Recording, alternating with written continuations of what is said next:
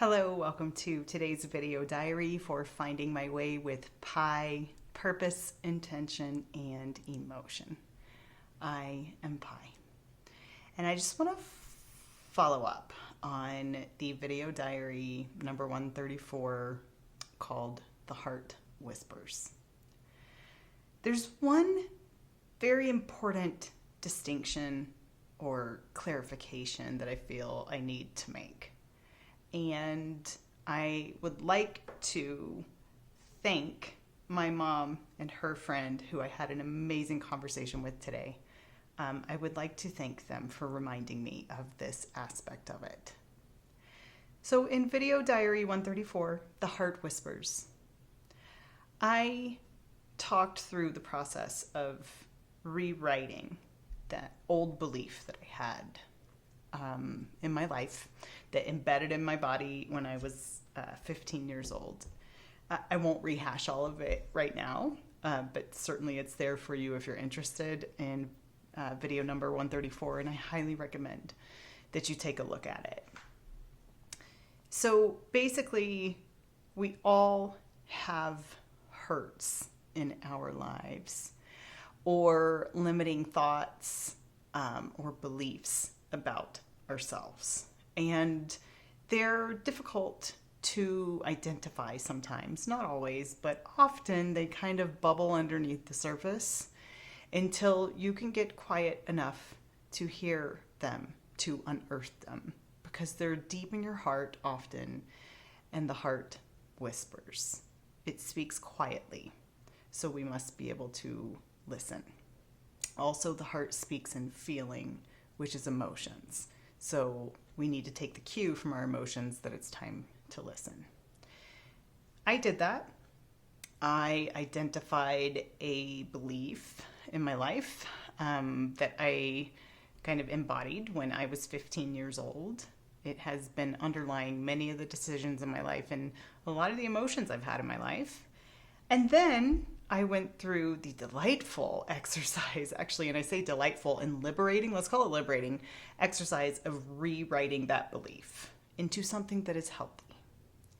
So the distinction that I'd like to make today is that rewriting a belief, taking an old belief which no longer serves you and rewriting it, it does not mean to pretend that that original belief did not exist, or that that original belief wasn't in some way, shape, or form your true self trying to protect you from something that hurt. Many times in our lives, we feel like something hurts our spirit. When my dad died, it hurt my spirit, and I misinterpreted his choices with what my own responsibility was. This can happen when we're kids. It can even happen when we're adults, when we make difficult choices.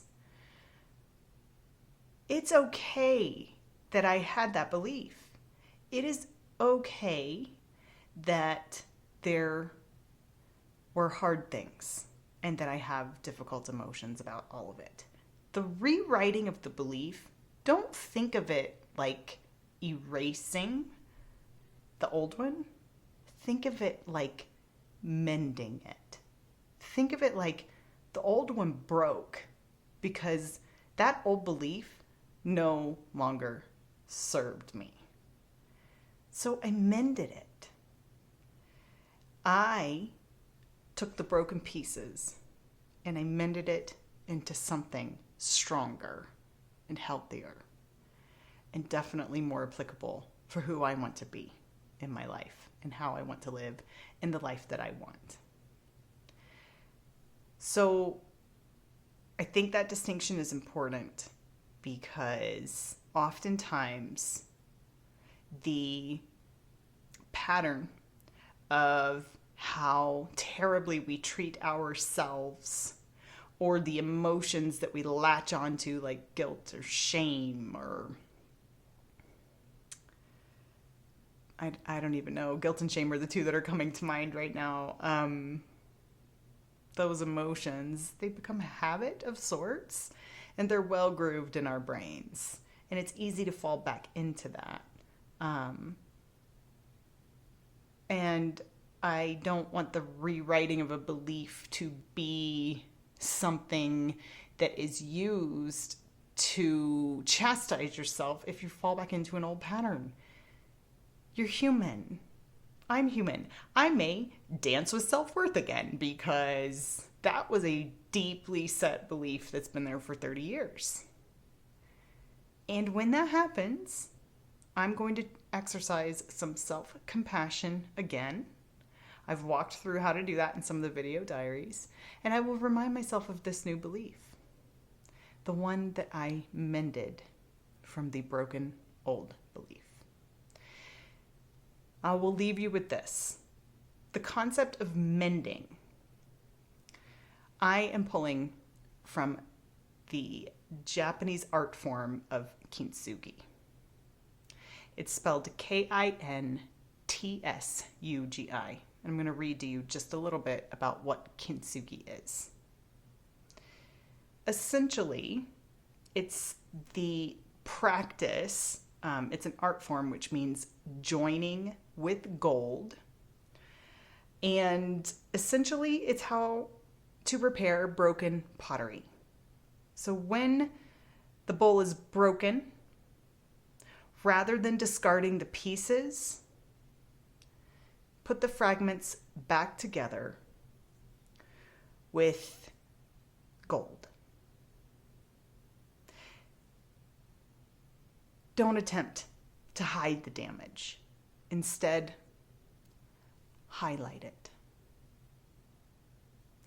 This represents the idea that beauty can be found in imperfection. Strength and mending can be found in imperfection. The breakage is an opportunity.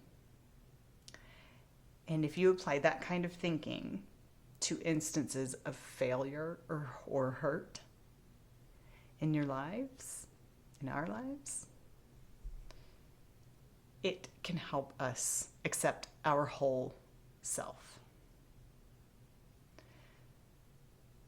Champion the concepts of acceptance and contemplation of imperfection, as well as the constant flux and impermanence of all things.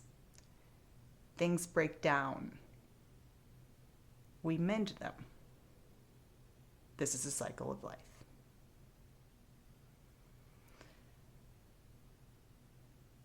Thank you for being with me on this journey. I am so glad that you are here, and I hope it helps you too. I'll see you tomorrow. Bye.